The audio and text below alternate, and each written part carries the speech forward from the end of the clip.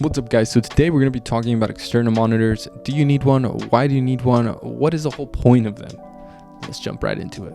Alright, so for starters, I think it's quite obvious what's the whole point of them, and it is because you want a bigger monitor to see what's going on. It's so much easier to expose, so much easier to focus. So yeah, there you have it. Once you shoot with one, you'll most likely not want to go back to the one on your camera. Now, external monitors come in various prices and they all have different perks, different little things that make them so much better for certain situations, of course. Now, the first biggest one that I've noticed is the size, of course.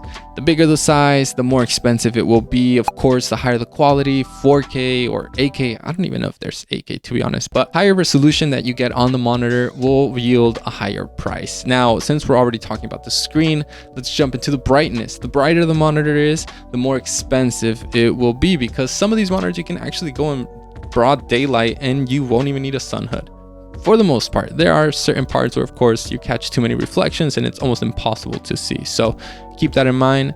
Resolution and brightness of a monitor will yield a higher price. Can it control the camera? That is a huge thing, and you will start to notice it, especially if your monitor can control your camera and the actual monitor of your camera becomes hidden inside your new camera rig, because you will most likely have to rig your camera now. But it is so tedious and annoying having to go back into your camera monitor to change a certain thing when, you know, once you have it, the buttons and full access to your camera controls from the monitor, it's like night and day. But then again, that price, that is a totally different price range in external monitors.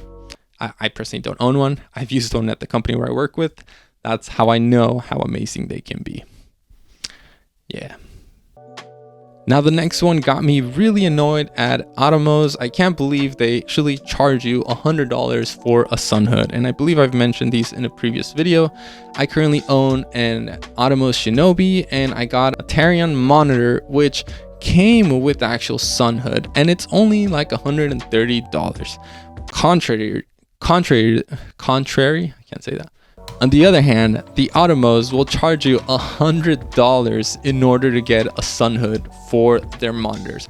$100, that is a lot of money. Now, yes, there's a cage involved and all these things, but come on guys, $100 just to get a sun hood on that thing.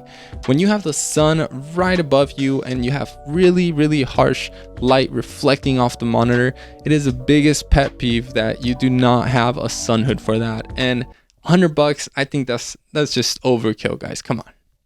So definitely look into that before you buy the monitor. Now, does the monitor have internal recording? Yes, some monitors do have internal.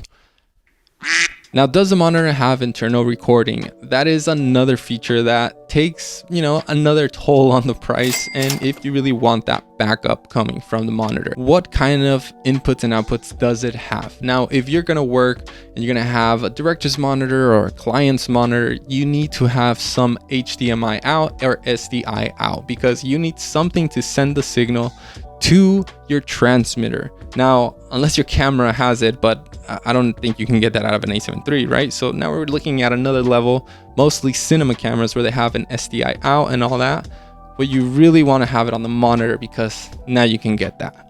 Now, the Tarion monitor I did get, I should mention, I got it for free. They sent it out to me for me to use it, and I actually really, really loved it, but it does surprise me that it has an HDMI out. So if at one point I feel like I need a director's monitor and I just want to use this will actually get the job done.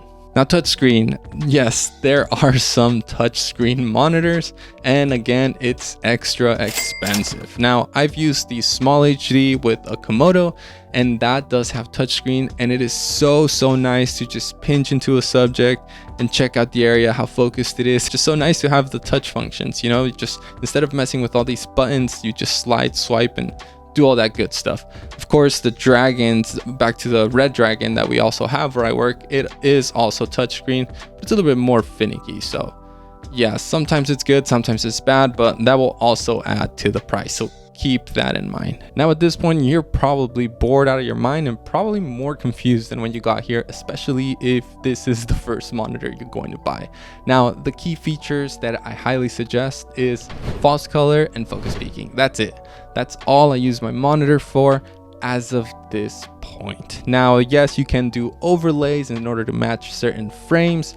Of course, more money, but these can be fine with some Atomos where you can actually connect the memory card or do more intricate stuff. If you're trying to shoot vertical and you really want that perfect TikTok aspect ratio, then those are other perks that you need to have. But if you are just shooting and starting off and you just want a bigger screen, just get the cheapest one you can get. Honestly, it's 100 to 200 bucks. That will get you a good, decent monitor to start you off on the right path. If you found this video useful, learned something new about monitors, make sure you like this video. It really helps out the channel, and subscribe for future content, guys. I'll see you on the next video.